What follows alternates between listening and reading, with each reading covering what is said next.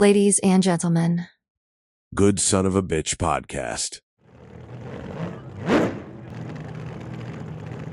There we go. What's up, guys? It is Good Son of a Bitch podcast again. Kyle's with me, and we have guest Rickie, actually, Tharp. Is that how you say it? Yeah. All right. Well, I tell you what, we're going to tell the audience we have a hotline that is available for anyone to call in, text in, send us a text, voicemail, whatever you'd like. 317-674-3216 is that number. So why don't we go ahead and get started with Rick here. And Rick, why don't you tell us a little bit about yourself? Well, I'm a white boy out of Indiana. Grew up racing my whole life, honestly. It's kind of where my whole life revolves, is racing. Like from a little kid to now still. Heck yeah. But yeah. Yeah. I mean, Anderson, Indiana. yeah, we're from A-Town. Okay. Born and raised. Yep. Man. It's a good little town, honestly. Yeah. Yeah. Everything. I tell you what, I grew up on 5th, just so 5th, just west of Jackson, right there. That's where my great grandparents had a home forever, and I spent a lot of time there with my grandparents growing up. So I know Anderson real well, and we go out to the racetrack a lot. And I know you're out there racing. And why don't you tell us a little bit about the cars and what you do out there at the racetrack? Well, I mean, we go back. The first time I got to race, I was 13. We raced Hondas. It was Accord. First time Cool. driving a manual. I learned it all right there in a race car. So that was pretty cool. And then got away from racing until about 5 years ago. Okay. And then Crown Vic racing became a big thing. So we got into racing Ford Crown Vics, me, my uncles, my cousins, all of us. So there's like a fleet of us, 6, 7. So it's fun. I mean, we take all these cars over here. And that struck the addiction again. Yeah. Racing is a bigger addiction than any drug. I tell everybody that. I'm like, once you dabble in racing, it's all about race cars. All about race cars. Heck yeah. This morning, I remember I was going to tell you one thing I observed this morning, and Kyle can attest to this because he knows the Phillips 66 and lapel. But it seems like at these places, and this will help you win championships, I swear to you. But it seems like at these places, all you got to do to win and sell things is have a picture of Dale Jr. up with the camo, and you're in. That sells it. So maybe we got to reach out to Dale Jr. and his crew to see if we can get him on the show.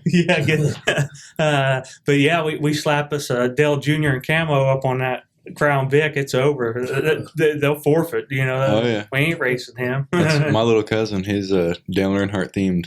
No kidding. Always will be. Runs the 3 black car. Same thing. Yeah. That's his style. Man, that's cool. Well, tell us about growing up and as a kid, what life was like. We wasn't rich, but I mean, Sure. we wasn't wealthy. We was just right there getting by. Yeah. We always, HUD paid half the rent, but we got through. Yeah. I mean, Dad worked. Mom did what she could to get us through, and then as we got older, it got easier. It got better. You got brothers and sisters? I got one older sister and then one little younger brother. Okay. But yeah, Okay. my sister, she's only 3 years older than me, so bully age. She picked on me. Interesting. It wasn't bad. We lived over on West 18th Street. Okay. So Yeah. Outstanding. It was all right. It was fun. We had guys down the road with drag motorcycles and shit we got to watch. So it was like, oh yeah, here they come. Oh yeah. Heck yeah. Well, I tell you what, it's interesting, to see the growth that short couple year span that I've been around you. It's awesome to see someone like you start out in the business we're in it, fixing wrecked cars and make the strides that you have in such a short amount of time. And Kyle doesn't know what it is you do, but kind of give him the short gist of what it is you do day to day. Fix, restore the people's life. I mean, everybody's life is in their cars, so when they wreck it, we just make it look brand new. Like it's never been touched. Yep. That's the goal. Yeah. Sometimes as I go Plan, no. No. Sometimes these people wreck their cars and they're like, fix it. And I'm like, that's totaled. Good luck. You need a new car. Yeah. And to them, that's like nothing. It's just a scratch. But we get in depth sometimes. Sure. Like we had a Jeep, the whole side redone on it. The whole side. Quarter, inner, outer. But it's rewarding at the end of it. Yeah. You may get stressed out and pissed off and, oh, fuck this job. But at the end of it, it's like, damn, I did that. It's Yeah. all right. Yeah. Yeah. So it is rewarding. That's nice about it. But it's really just, it's give and take. There's sometimes it's like stressful, you know, weeks are slow, but then there's weeks that are like, dang, this is why I do it. So Yeah. Yeah. that is, you got to give and take in this, but Sure. Sure. And now that we kind of know, your upcoming or upbringing, it seems like, and I'll have you speak on it, sometimes great things come from struggle. Yeah. So not being really well off or having, as a kid, everything just given to you on a silver platter has really formed you into the type of young man you are today with coming to work every day and doing your thing. But what would you say was the biggest thing that you learned by having to, for instance, you didn't go buy the things that you needed all the time. Sometimes you had to be creative and oh yeah, fabricate it. fabricate. Jerry Yes. rig it together. Sure. Make it work. Sure. Yeah. So I would say, that's one thing, improvise, adapt, and overcome. What's your thoughts? I was lucky enough. So my uncles, my dad's a mechanic, my uncle's a mechanic, worked on diesels, like they've worked on everything. But we were poor, self-sufficient. If you got it, you got to fix it. So that's how our family was. Yeah. And as I got older, I was like, we never really got into body work. I could do all this. I can change motors and all this, Right. at 15 years old. But I'm like, I don't want to do that for the rest of my life. What's something else I can do on cars? Body work. Yeah. So I kind of got into that and then met Larry, and he was kind of like a father figure in the body world. Like if my dad was to do body work, that would be Larry. Like, Yeah. just the vibe and shit. So kind of grew under him, and then he gave me the opportunity to mess cars up. Because like at the time, like we've already gutted them to build race cars and stuff. I know how to Yeah. take cars apart. Sure. Do I know how to put them back together? How efficiently and properly? No. Because we built race cars. We took them out and put cages in them. Sure. But that comes with taking them apart. So, Yeah, And yeah. I picked up on it like flies, like going crazy. So Heck yeah. I think Larry had a lot of faith in me, and that just kind of helped me. Yeah. I got to graduate and go on my own. A lot of people go under people. So I kind of got to, here, fly free. Let's see what you can do. Yeah. And I guess I did good. So Yeah. I'm still here. Outstanding. So I enjoy it. It's a step up from what we used to do Right. as like down here, like I'm not rich by any means, but I race. So I'm okay being broke because I race. I have Yeah. a race car. Yeah. It's fun. Heaven, So- yeah. Well, I tell you, another thing, we talk about on this show, good son of a bitch. We bring good son of a bitches on, and you fit the mold perfectly for young America. We talk about this, but what in my mind, I think you're living your American dream. What do you see as a young man in this world as being the biggest struggle or hardest hill to climb when it comes to being able to live out your dream? I think the hardest thing nowadays, because I want to race. I mean, any young racer's dream growing up like you are in racing, you want to race. You want to race NASCAR, but NASCAR is all about money now. So now it's kind of like, I want to race short track, Like I want to get in good and like race dirt cars next, because my family's never really ventured out in dirt racing. So I've really been kind of thinking about that really hard the last couple months. Yeah. And I talked to my girlfriend and stuff, and she's really down for it. But it's a commitment, because it's like that's more like out of town racing and more Right. money. So then we'd have to get more sponsorships to get behind us to want to do that stuff, and that's hard to come by nowadays. Honestly, not a lot of businesses want to sponsor small racers because Right.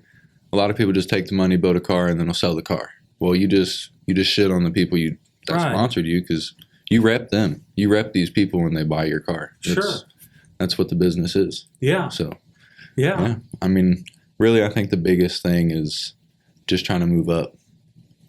one step at a time. Yeah. I'll get there. I started out in Crown Vics. Now I have a street stock. I'll get a couple years in this and sell it and buy the next class up. Yeah, absolutely. So eventually, someday, maybe. How many races do you think you do a year out there? We try to travel a little bit. Oh, okay. So we race the Crown Vics too, and they run oval and figure eight. And then we run the street stock. It's just oval car. But we'll take it to Winchester. They run 3 times a year there. Not a lot, but it's a big track. Yeah. Salem, we're going to travel down there with it. Still in Indiana. Yeah. And then Nashville is a Tennessee race that they do like 3 times a year, 4 times a year. Now they have their own series we could go run, but it's a lot to drive to Nashville race. Yeah, yeah. Right. So we just kind of hit the big money races and pick out what we're going to race. Okay. Anderson has about 9 races for us a year usually. And then it'd be cool if they started doing like a series where you have to travel to this track, and this track to complete like 15 races or something. Yeah. And it'd be cool. Yeah. But it's hard to get that anymore. It's really like most of the time it's local track racing, but I want to get out of that. We Sure. want to move up. We don't want to be the local heroes all around zeros, you know. We want to be out there. So, but maybe. I mean, we've traveled down to Salem with the Crown Vics, and they knew we was there. Okay. Yeah. I mean, we'll leave it at that. Yeah. But, Yeah. yeah. Outstanding. It's fun. Yeah. Outside of racing, I know it's hard to catch time, by the time you throw racing and Oh, your yeah. job life and stuff. What are some of your other hobbies that you have? Really just chilling. I like camping, fishing. Really Sure. like fishing. Heck Been, John boats. My buddy keeps Okay. sending me pictures of John boats on Marketplace. Man, we need this. Man, we need this. I'm like, we do need that. We race too much. Yeah. Right. Yeah. That's been the big talk around the garage is getting a boat and spend more fishing time. But Yeah. really just outdoors. I mean, Heck and hanging out with the boys, Yeah. If they can come over and hang out in the backyard and kick it, and that's usually a good time. Yeah. I know Kyle's got some really good experience and has tasted a lot of beers over the years. So, including some garage beers, so because you have your brands that are garage beers. What would be Rick's go-to garage beer while hanging out with the boys? I'm not a big beer drinker. We Yeah. drink whiskey. Okay. It's like when we Okay. start drinking, we're just hard liquor, Okay. We drink a lot of Grandad. Ever heard of Grandad? Oh, yeah. We drink that. There's Grandad 114, and then Apple Crown. I like Crown. So Okay. really about any Crown I could drink. I don't like the chocolate. It's not good, but about any Can't other imagine. Crown, Yeah. it's all yeah. right. Kyle, if you watched his episode, he's been overseas and Germany and has had the pleasures Them of lagers. trying all the different things. What would you say? Do any of them stand out to you? That is Beer over there? yeah. So over there, I don't know if we talked about this on my episode or not, but over there they have this thing that's called a cola beer. Really? And it sounds gross, but they take like their light lager and they'll fill the glass pretty much all the way full, and then they'll top it off with Coca-Cola. Really? It sounds weird, but when you try it, you're like, man, this is good. No kidding. But no, I mean, their dark beers are really good. But I mean, it's just like dark beers here. You drink 2 or Yeah. 3 of them, you're full and drunk. Sure. Well, that's interesting, Rick. Definitely. I need to get out. When's that you know of here at Anderson? When do you get started as far as you behind the wheel? We ran our first street stock race 2 weeks ago. Okay. Pretty good outcome. Yeah. Because the end of last year we ran into problems with the car. It just lacked power. The battery was like running dead real quick. Yeah. So I think we got that figured out. But it bit us in the ass again right at Okay. the end of the race. So we're going to put an alternator on it. We actually go back this Saturday. Okay. And then it's supposed to be spring championship as long as it don't rain. And then we get through that. We got 2 weeks off, and then we race the Crown Vic and the figure eight. And then I think we take the street stock. We got a race coming up out of town soon. Oh, okay. I'm not really sure. I'll have to look at the calendar and see where it's at. But I think it's either Salem or Winchester's coming up. Okay. But yeah, time Yeah. flies when you start racing. Like we raced 2 weeks ago, and I'm like, yeah, we got 2 weeks to get the car done. We're about to put stickers on it Yeah, and scale it. man. And I'm like, damn, we should be done, you know? But Yeah, time yeah. flies. Like when you Yeah. get home from work, you're like, tomorrow. And then tomorrow comes, and you're like, all right, we're getting most of it done tonight. Right? And you get quite a bit done, then you're like, oh, we got to paint it. We got to touch it up, make it look good. Yeah, yeah. So we did start making our own stickers, so I don't have to pay for Oh, those. So, outstanding. so we'll just change them out. Yeah. If we want to try a different color, we'll just throw them on there. see what it looks Okay. like. So you But got it like takes time. a printer that prints them out? We got a cutter. Oh, okay. So if you do multiple colors, you have to layer it. Okay. So it takes time, but it looks good. Yeah, yeah. Saves a little $1. Man, that is interesting. I know racing not only takes a lot of time, but whatever extra money you can afford to throw in is definitely Like I tell everybody, how fast you want to go. right. If you Right. want to go faster, you're going to spend some money. But that's just, I don't know. When you're Yeah. racing, you ain't thinking about nothing. So Wow. think about Interesting. first or last, baby. Really, that's it. Yeah. Last year, what was your best finish? I finished first a couple times. Did you? Yeah, Okay. I win some races. I ain't a nobody. No, that's good. That's good. There's a race. It's a figure 8 race. They call it the National Crown. It's a big race. It's been around we're going on 77 Okay. annual, 76 or 77. Okay. But the 73rd was my first time ever getting to race it, and I broke the track record that night, and started the pole, led the whole race, and broke with 7 laps to go. So my dad finished first. He's never won it his whole life. No So he kidding. finally won it. And then we turned around the next year. I did the same thing, fast time, started the pole, led the race. Actually, that race I had to drive back through the pack like 3 times. And then I won. And then the next year, we almost went on to win it again. And then the Wow. front bumper fell off the car. Oh man. So that set us back. We ended up coming back and getting third with 7 to go. And then this last year, I would have won it. But I busted a guy in the ass to try to Yeah. move under him, and it ripped the OB or there's the mass airflow sensor right there on Okay. them Crown Vics. All right. And they're junk as hell. And it ripped the wire out of it and threw the car in limp mode. So yeah, I watched it from the backstretch, but you can't win them all. But you can Right. almost win them all. But that ain't winning them. So I know once upon a time it was nothing to see a scuffle or a fight, especially there at Anderson Speedway. Is it still like that out there at some of these events? yeah, it's still like that. People still get down like that. They don't really throw hands. They're just all mouthy. It's not even worth it, honestly. Oh yeah. At the end of the day, somebody was in the wrong. Go down there, figure it out, shake hands, and see you next week. Yeah. Pass you on the outside. That's all you can do. But a lot of people do get mad, and it's like, man, we're racing Crown Vics Yeah. at a short track. We're just here having fun. It's not that serious. Yeah. But we race with people that's like, they take Crown Vic racing serious. Like, I'll take my street stock racing serious. Right. Crown Vic racing is like, we're out here having fun. I'm racing with my little cousins and uncles. Like, you know? Right. Like, nah, we're having fun out here. It makes me think of Cletus McFarland. Doesn't he have something where they race Crown Vics? Yeah. What is it, the Freedom 500? Yeah, I think so. Yeah, they just race for a plane. No kidding. Yeah, Brian Deegan won it. I was like, damn. Man. Yeah. Wow. I think only influencers and stuff race that race, though. Yeah, You because gotta be no like- Vice Grip Garage guy. he's Yeah, all one them of guys racing. Honestly, there's quite a few. Wow. I think the Diesel Boys race in it. Quite Okay, a few. yeah, Like yeah. literally everybody that's famous races it. But if you're racing for a plane, you got to. Oh, well, What if I sure. want a plane? Where the hell are you gonna put it? Right. Park it out back. Uh, Yeah, no. It'd be cool though. Yeah. It'd be cool. I want a plane. I got a plane. right. Have to trade it in for a plastic trophy. Yeah, man. He's down. I think Yeah, he's he's down in Florida. Bradenton, Florida.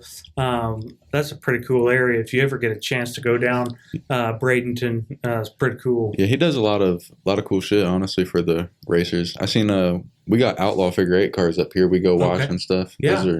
Those are cool figure 8 cars. But they ran them down there last year, out to Freedom Factory, and it's pretty cool. Yeah. Honestly, it's just cool to know that like local racers here get to go down to Florida and race. You know, Sure. and people we watch on YouTube track. It's like, hell yeah. Yeah. It's a small world, honestly. Yeah. Have you had the pleasures of meeting anybody that's big in racing over the years? When I was younger, I was probably 13, 14, and my dad used to help a guy, Scott, race late models and stuff. So we used to travel out of town. My buddy Chris, he raced NASCAR trucks and stuff here recently, not too long ago. Wow. But he used to, we were pretty close back when we were younger. He got us like into it. We traveled to Georgia, raced there a couple of times. The only trips I didn't get to take was Florida. Okay. They went down to Florida for speed weeks. Yeah. And that was like right across the street from Daytona. But I was just too young. I couldn't go. Sure. You know, we was already forging my birth certificate to make me look 15 to get me in the pits. Like, but I wanted to go. We was going to the racetrack. I wasn't in trouble. I mean, we was just going. Yeah. So we did what we had to do to get in the pits. But yeah, I met Chase Elliott when he was like, before he was Chase Elliott. Oh, okay. Like he was just coming up in the Busch Series and stuff. And we got to race with him at the Georgia Watermelon race. Wow. And, interesting. Yeah, he did pretty good. He actually won. But it was pretty cool just to watch those people. When you're at the racetrack, like Harrison Burton, he's a big racer now. Like we met him as youngsters, you know, and I'm younger than them. So it's like, I'm a youngster. And they're like really respectful people, you know, at the racetrack. So I just try to carry that mentality. It's like, hey, these people don't talk shit. So let's not talk shit. Like, let's just try to keep to ourselves. Right. But it's hard when you got a temper. Man. You know, it flyers when you're in the racer. So you just got to keep your head down and keep moving. But yeah, Kyle Busch is probably the most asshole racer you'll meet in person. I don't know. He just didn't want to like sign our helmet one year at the IRP. I spent a day with his brother, Kurt, and this was back in 2010. 2010 or 11, I can't remember exactly. But I spent the entire morning with him, got on his car hauler and looked at the spare motors, transmissions, everything he had. It was the Shell car at the time, and we got to stand with his pit crew on pit lane during the flyover and all of that during the race. It was really, really cool. That particular time we were down on pit row, and Blake Shelton was married to Miranda Lambert at the time, and they came walking up through there. And I can't remember if I told this on the last podcast or not, but when we got in and he came through there, he went up. Clint Boyer was one of his friends that he's personally friends with, and he went up and just joked with him. He said, "Fuck you," you know, and flipped him off just, as a fun gesture. And the Indianapolis Motor Speedway kicked Blake Shelton out for the day. Really? Didn't let him stay for the race or nothing. He's like, "Hey, man, this my boy," you know. Yeah. I had to make a phone call and get him back in here. And I think, Rascal Flatts, the group, they did the national anthem that year. Whatever year that was, it was either 10 or 11. I've still got the autographed ticket stub somewhere at home, but that was my most memorable moment. I liked racing back then. I haven't, to be honest with you, I haven't watched any NASCAR in a good 8 or 9 years. It was when they started the stage racing is when I fell off, because I just can't get into the way that they do it now. I'll watch it if it's on, but man, I love, back Carl Edwards days. Dale Jr. was active then, running Jimmy Johnson, king of taking advantage of the rules. Hey, there's a reason why he won all those championships, like 7 or 8 championships in a row or something. It was crazy, but he knew how to play the game and knew the rules and did well. Did you have a favorite NASCAR driver at any point? To be honest with you, I never really got into NASCAR. I mean, I like watching occasionally, but when I was married, my wife's family, she was really they were all NASCAR. They were everything NASCAR. And they actually did fantasy NASCAR. Oh, yeah. Really? People are in this that is a shit. thing. And so one year I got into it. And I had just a bunch of random racers, and I came in like second. So I was like, all right. Wow. Just basically drawing names out of a hat. I didn't know much, but I got into NASCAR that year. Hell yeah. Man. The loser had to take the whole family out for dinner. Oh, shoot. It was horrible. I mean, there was like 20, 30 of them. Oh, Was you the man. loser? Huh? Was you the loser? No, I Oh. wasn't. He said it was horrible, like he had to do it. Ah. Oh man! Man, I tell you, I ask all the guests too. This room's come a long ways. You seen it? You seen it before it was anything in here earlier this year, and we got busy on it and got the place cleaned up a bit. But man, I'm glad you was able to stay tonight and kind of tell us about yourself and tell us about your racing and. What's your most memorable memory of that up until this point of living that may or may not revolve around racing? It can be as a kid. It can be as a teenager. Really never thought about it like that, honestly. Well, when I say it revolves around racing, like every weekend from a little kid, we was at the track. Because my dad raced until I was older. Okay. You know? I didn't get the chance to race as like a 7-year-old kid in go-karts. Oh, I see. But I did get the knowledge to learn how to work on them. So now, I mean, Yeah, I love I to go. know my way around the race car a little bit. But Once upon a time, the town Kyle and I came up in, they had what was called Little Darlington. It was a little go-kart track. Yeah. And man, I tell you what, they were the NASCAR go-karts. And I actually worked with a guy that won championships out there, believe it or not. And it was a big ordeal back in the 90s and early 2000s. They would have, 200 people show up out there to watch it. Now, it's now a parking lot for dump trucks. But man, I tell you what, I actually had the pleasure. He was a body man. I worked with the old man that owned that and owned it for several years, and old Floyd Hodge. And he's still around. He's still out there doing his thing, even in his latter years, fixing cars and stuff on the side and stuff. But he loved that little go-kart track out there. And I tell you what, I'd like to see that stuff come back, It don't seem like even in the last decade that you, I know they are out there, but the little quarter midgets and stuff, I know they still run. My Uncle Joe's youngest son, he ran them and did well when he was a little guy. And, I know that's something that they spent a lot of money and time in. And man, I can only imagine the costs when you step up into the things like you're doing and some of these full-blown midget cars and the dirt track racing. I can only imagine what that's like. We don't buy new shoes because we buy new tires. But yeah, no, it's my little cousins, they race quarter midgets and stuff. So Okay. they started I think 6 years old. Yeah, that sounds right. And they 5 or raced 6. until 3 years ago, and we started racing Crown Vics. Yeah. I mean, but he's won probably every race under the sun. If you can think of it with the quarter midget, he probably won it. Okay. He won the Brickyard a couple times. He's won the Royal. They do like a Royal Rumble race, Yeah. Fort Wayne Rumble.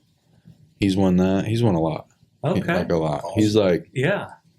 yeah, he's the shit. How old is he now? Because He's 16. he's 16 now. Okay. I believe Colin now, my uncle's son, my cousin, is. I think he's your age, but man, he started probably age 5 or 6, maybe 7 at the latest, and a Collision Cure sponsored his car, but his dad still had to fit the bill for fuel and tires. Even back then, your tires was like $75 to $100 a piece for them little quarter midgets. So that was something. I remember them traveling. Kokomo was a big one that they went to. And they ran up there a lot and all around Indiana, and they enjoyed it. What a time! Yeah, they tore it up. He's that's what they've been doing, is transitioning everything from the goat karts to bigger cars. Yeah. Crown Vics is the cheapest. Okay. Yeah, I mean, It's crazy to think that 5 and 6 year olds are racing. That's nuts. It is. That's and they get down. Like at Mini Indy, they're probably going 75 mile an hour in Really? a circle you could put in a garage out back here. That's Like crazy. they're cooking. Yeah. Wow. So I mean, Yeah, they're racing. Yeah, I mean, really, when you think about it, you're like, everything happens quick. Right. 70 on this, that's pretty quick. That Wow. is, yeah. Especially for someone that age, like Right, you said, yeah. that is really awesome. Yeah, And I'll tell you what, they can drive them goat karts all them years, but when you put them in a street car or something, they're like watching you. Like, what do I do? right, sure, Like, just drive it like you was just driving. yeah. But Yeah. they're really good. They catch on to driving like it make me look dumb. You know? Like, dang, I should have started young. Well, let's just put it this way: what would Rick's top of the mountain look like? To stand back and say I've not only lived my dream, but I've made it to my ultimate dream. Honestly, just drive at least a few more race cars. You know, like I've got to drive the street stock, and that's the first like race car. Like a Crown Vic is just like we just stole Grandma's Cadillac and just took it to the racetrack. Like Right. it feels like you're driving a boat. In the street stock, it's like a race car. Like I want to try a modified, getting some dirt cars, see, because they're all different. All cars drive different. Yeah, And then I don't know, I want to try a sprint car because that's riding a motor. You're just sitting. Oh, on it a, is, You're yeah. just sitting on a V8. Your car Right. weighs 900 pounds. Well, the motor weighs that. So, well, I tell you what, I would like to see you run the little 500. oh, that'd be cool. That's expensive. Yeah. Hey, this thing goes viral. Rick's yeah, running right. that little 500. That'd be cool. I got my money on Big Rick down here at the little 500. Yeah. They're running like 11-second laps, 10-second laps in a Right. quarter mile. So they're rolling. Yeah. It's amazing what they're able to It's do. impressive. Been going out there for years. So you been out to the little 500 yet? Was that at Anderson? Yeah. No, I've never seen the little 500. but Okay. Growing up, my family used to go to Anderson like every weekend, and I just remember. Well, this is how it was explained to me. There's two sides of the track, right? Yeah. There's the family side, and then there's the drunk side. Oh, sure. Sure. But I was a kid, and I almost fell off the top of those bleachers one time. Oh, man. I was probably like six, something like that. Yeah. And it was super late. I was laying down, was kind of tired, and almost rolled right off the top. I'll be damned. But no, yeah, it's a lot of fun. Yeah, I've yeah. taken my kids out there a couple times for like the big 4th of July fireworks show and Yeah. stuff. And Mm-hmm. yeah, it's a lot of fun. Heck yeah. Yeah. Yeah, 4th of July is not a good night for me there. No. I've junked 2 race cars in the figure 8 there, No back-to-back kidding. years. One year, we came out there 4th of July fast, and I hit a guy. I didn't even mean to, honestly. It looked intentional, though, if you watch the video. But I smoked him. And then the next year, I hit this kid, and that was probably the worst, honestly. Like, I hit him hard. It ripped the cage off of there. Like, his car shouldn't even been on the track, honestly. But Man. that one was, like, the first one that's ever put some fright into me. Like, Yeah. damn, I could have just killed Right. this kid, because Right. his car wasn't safe, not my car. Yeah. But, yeah, like, damn. So, that was all right. But 4th of July, I did win it this last year.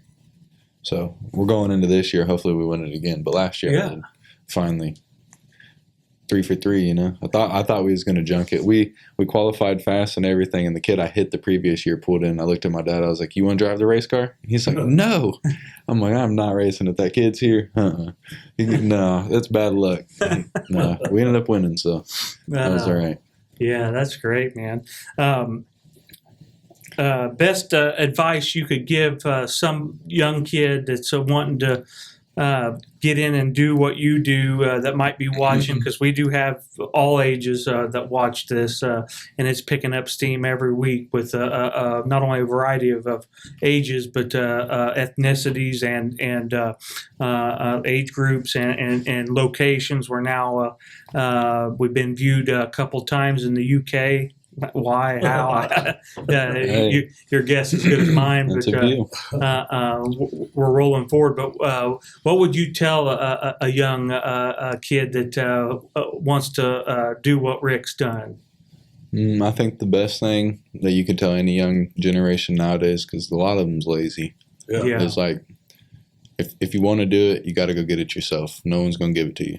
Sure. So, I mean, you could take that in different ways, but it's really just all life is. It's all what you put into it. If Yeah. you don't put nothing into it, you ain't gonna get nothing out of it. So if Right. you want to do something, do it. Yeah. Save up, do it. And I that mean, comes out of sacrifice. I mean, really. You know, it does. I mean, you do, like, with racing, you sacrifice a lot of time. Like, there's a lot of time that I could be not in the garage, you know, or not over at my uncle's in his garage Mm-hmm. and be spending time with my girl. But she's cool with the racing. She'll tell me, hey, we need to hang out, you know, or whatever. She'll tell me.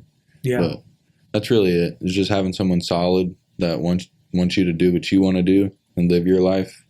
And Definitely makes things Yeah. easier. Yeah. really, honestly, you just got to get it yourself. If you sit around and wait for someone to give it to you, you ain't never going to get it.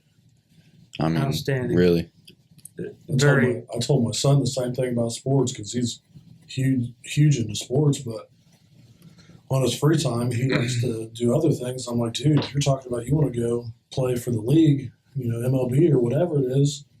You got to be doing stuff when we're not at practice. Like, you got to be in the garage hitting balls and pitching and doing all this stuff that your friends aren't doing. Yeah. Yeah. 'Cause if not, you're just like them. Yeah, You see, may be able to hit a home run and they can't, but at the end of the day, you're just like them. You may go to college, but you can't Right. go anywhere else. yeah, that's what, like, we preach to my little cousins all the time. I'm like, look, you guys are at the age where we shouldn't have to work on your race cars. You're Yeah. 16, 17 years old, getting ready to be 18. Like, you guys can figure this stuff out because your dad's not doing it. We're not going to do it for you no more. Right. We got our own shit to worry about. Yeah. Like, and we're not trying to be assholes, but Yeah, they got to learn. Yeah. they've been gave it, you know, their Right, whole right. life. So that's Wow. just what they expect. So that's why I'm just like, if you're going to get it, you got to go get it yourself. Right, if you yeah. really want to do something, you're going to be out there trying to do it. You'll figure it out. Yeah, you'll be out there struggling and then ask for help, Yeah. you know? Yeah. Like, and there's Well, days I slack, you know? Like, hell, there's days I'm like, I get home and I need to work on the race car. But, Just not feeling it. Yeah. Right, right. I mean, so everybody slacks, but Yeah, yeah, it's just trying to keep that motivation, just keep pushing. sure. Yeah. But When Absolutely. you race, do you said there's like 6 of you that race. You guys all race the same race or? Yeah. Oh, Yeah. really? so, like, when I say, like, the whole family's at the race They're track, all on like, the track.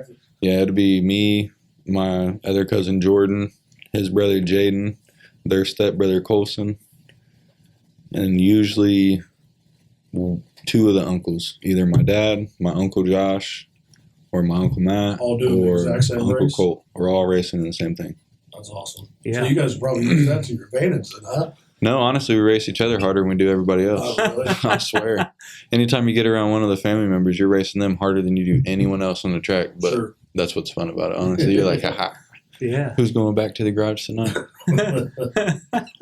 That's cool. It's pretty fun. Heck yeah. Yeah, it's a trip though. We only do that when we're locally racing because we only got 3 trailers, so that's 2 trips right there. Gotcha. But the racetrack loves it, brings cars in. The Crown Vics have grown a lot. When we started, there was big, and then they kind of washed down a little bit. But there's probably 25 cars at least every time they race. Wow. So I'm like, it's usually a good show. Same thing with the mods. Like, really, all the classes have grown the last couple of years. When we first started, it was like 4 street stocks. Now we're like getting to 20, and it's like, okay, we're starting to get race cars. Yeah. Short track racing's dying, and it's not a lot of people race. It's not a big hype anymore. I mean, I think a lot of that, in my mind, is victim of the soy boys. You know, you got this new crowd. Number one, they're not interested in cars, Yeah, I mean, people just let not- alone racing. You know, Right.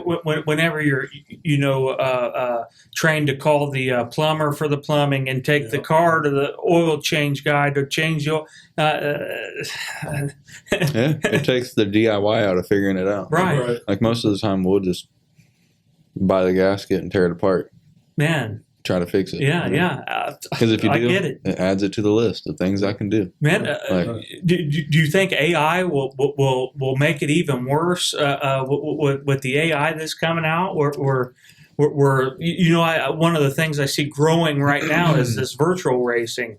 And I know you've Well, seen some of that. yeah, the iRacing. Yeah, Yeah, we iRace with Noah and a couple guys. yeah, But I don't know. Like, I play the game, but it's just not. I think the only time that it was going to get big was COVID, because they was trying to get all the NASCAR racers to race online. Like, Larson about lost his ride. You know, he went to Hendricks and then the best thing ever happened for him. So, like, I don't know. They always say everything happens for a reason, but I don't think AI could take over racing. Only because at the end of the day, it all came down to racing started over bootleggers transporting moonshine, Right. running from the law. So that's where I'm going to race you down the stairs. Like, I don't think the AI is going to take over racing. Well, I mean, AI 'Cause, doesn't like- have that human instinct either. Right. You know, so. Right. And then, like, I could see the game side of it, but we already race AI players. Ah, You know, like, you can set up AI races or online races. okay.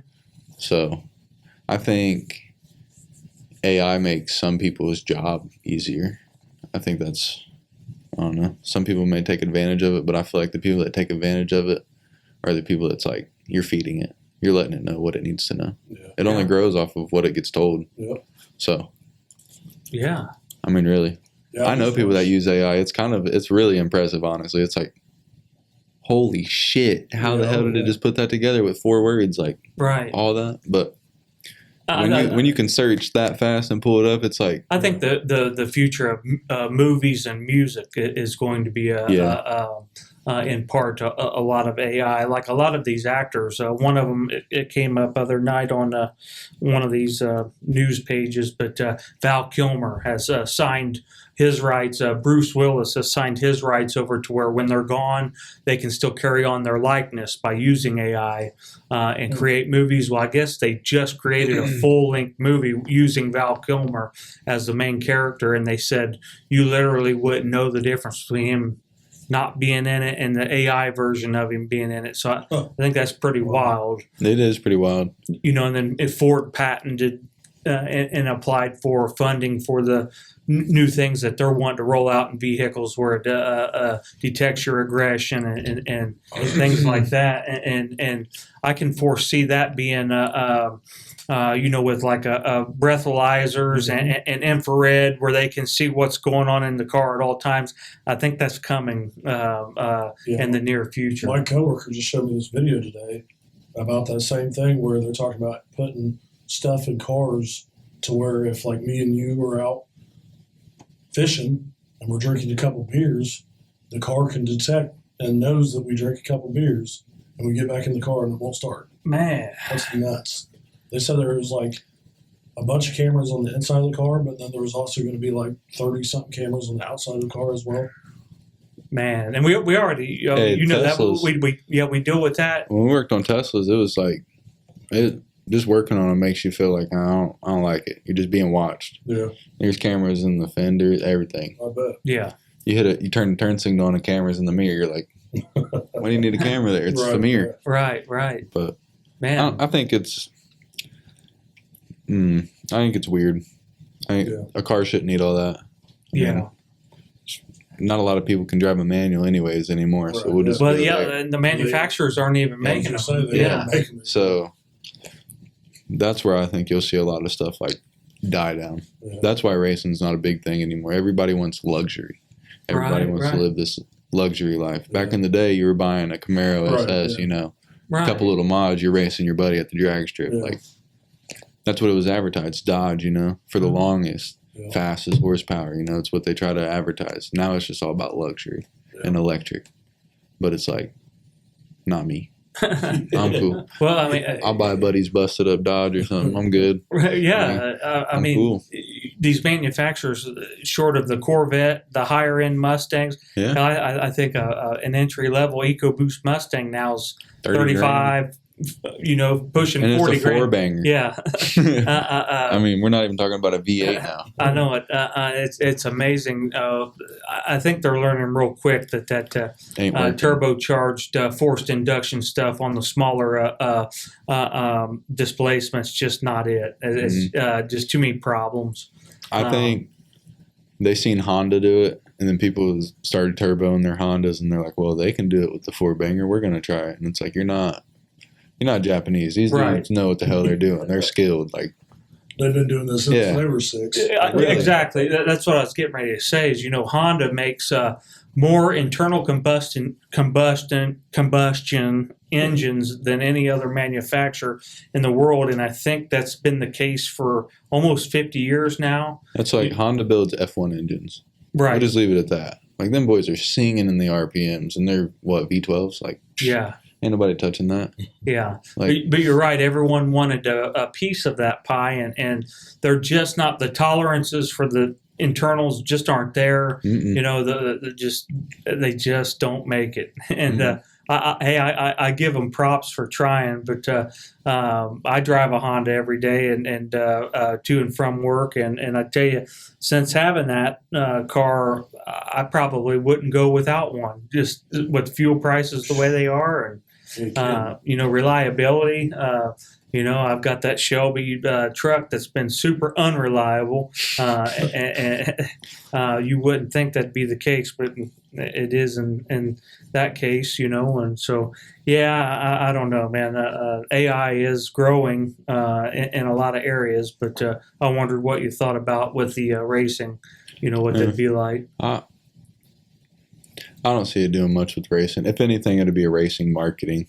The AI would take over the racing market, if anything, but you can't put a computer in a seat and be like, drive this NASCAR around the track. Right. Like, now, can they try to tell people how to drive cars? Yeah. I mean, that's why they got crews and spotters and all that. But it's good. Yeah. Really. I don't think AI would take over racing. Now, the iRacing, I think AI will crash the internet. Sure. Because if you take the internet away, you ain't doing nothing. You're not even doing this right here. Like, you're not doing nothing. Absolutely. That's where everything's revolved around. And then now it's all going to fiber optic Wi-Fi. It's like, what, satellite Wi-Fi ain't good enough anymore? Well, on top of that, they're talking about 5G going out already and 6G. Didn't that just come in like 4 years ago? Not very long ago, and It's a big thing. yeah, and they're like 6G is 100 times more capable than 5G. That's pretty scary. Yeah, that's what they said about 5G. Yeah, I know it, Yeah. and you can tell a big difference between 5G and 3 and 4G, but I don't think near 100 times more difference, but that's a big jump. And I guess in some places in the world, like Japan and parts of China, 7G is already something that they're experimenting with. Oh, I bet. I mean, you got to think they're money makers though. When you make something, you're gonna remake it better and resell it just because people will buy it. Right. So that's where that comes down to. That's just I want to make the next dollar, so they're gonna keep chasing it because you're already ahead. Right. It's like some of these German cars, like me and Dan was talking the other day. I'm like, look at the suspension on this, dude. That's crazy. An American-made car is just one solid upper control arm. Not them. It's two individuals. Right. And it's like, but it keeps the wheel level and everything's aligned. And you're like, they're onto something. Like, it may be German, but they're onto something. Yeah. You're not using the edge of your tire. You're using the whole tire when you turn. I'm just wondering how much longer it'll be before we have one of our major brands of choice here in the United States being a Chinese or Korean, another Korean manufacturer, because there's some out there that we can't even import into the United States. I wanted to say one of the ones that they just advertised looks like a Ford truck, but it's called like BYD or something to that effect, and it's all Chinese made. And but I guess statistically, it's killing everything that America's tried to put together in that electronic aspect. But I'm wondering how much longer it'll be before. Until China takes over? Yeah, well, that's a scary thought. Yes, sir. Yeah. Well, I think you got a minute for that. We'll be gone. We'll be gone. I hope so. yeah. That's what I always just think. I'm like, let me keep doing what I'm doing, racing, living my life. I'll be gone before any of this shit hits the fan. Yeah. Well, it gets scary sometimes though. You're racing, you're like, especially with how when you think about like the generation of kids right now, soft. They're going to be running this country. Yeah. That's scary. That's real scary. Yes, it is. It really is. Like half of the stuff we used to, say in school, you can't say no more. Oh, absolutely not. Or we'll be in jail. Oh, it's like, how? Well, so I don't know whether I should say this or not, but my kid and his cousin and a couple of his buddies, they had this sleepover on spring break. Well, they thought it was funny they're boys. Yeah. They were like pantsing each other and just doing dumb stuff. Well, apparently somebody took a picture of it. Oh no. Which back in our day we didn't have Right. phones, so there were no pictures. You know what I mean? Right. Well, the picture got out, and then the people got in trouble and stuff. And I was like, man, that's crazy. I was like, I can't be mad at you because the stuff I did at your age, like, if there was phones back then, we'd be still in jail probably. Like, yeah. Man, I Yeah. tell you what. Well, it's been good having you on tonight. One good young son of a bitch, and Yes, sir. got a lot of life left to live. Interesting young man. Couldn't be prouder of you in the strides I've seen you in the couple years I've known you that you've made in your professional career as what you do day to day. Just keep going. Find that dream and continue to chase it. Like you said, it does take sacrifice, and that's hard for people around you in your immediate circle to understand and make room for. But if you've got that, great. That's the hardest part of the equation, I think. But any closing statements you'd like to make? If anyone wants to find you, do you have any social media where you post anything race-wise? Or I just post on my Facebook here Okay. and there. It's just my name, Rickie Tharp II, not Okay. the first. I'm actually the second. do they Not a only race junior. on Saturdays up there? Or they do Friday and Saturdays. They race Friday at Mount Lawn sometimes, and Okay. then Saturday. But I think Mount Lawn moved to Saturdays. Okay. I don't remember. I don't really keep What up with days Mount you Lawn. normally race up there? We usually race on Saturdays. okay, That's usually a race day, Alright. unless it's a big race near the end of the year. We got there's a race stock car festival, and it's a couple days. It's fun. It's Yeah. nice when you can go camp. Yeah, That's what oh I yeah, like to do. Camp racing, I guess you say it. sure. We're camping, but we're at the racetrack. Right, right. Hey, Doing that's two things awesome, you love. man. So it's like, yeah, it's like those are the good races to go to every year. yeah. We need to get out there and support you, and let's get us a good son of a bitch podcast sticker for you Yeah. to slap on that joint. I can make one. I Yeah, can put one on you know the logo, so you can find it, and Yeah. put one of them bad boys on there. But we'll gladly be a part of that action for sure. Absolutely.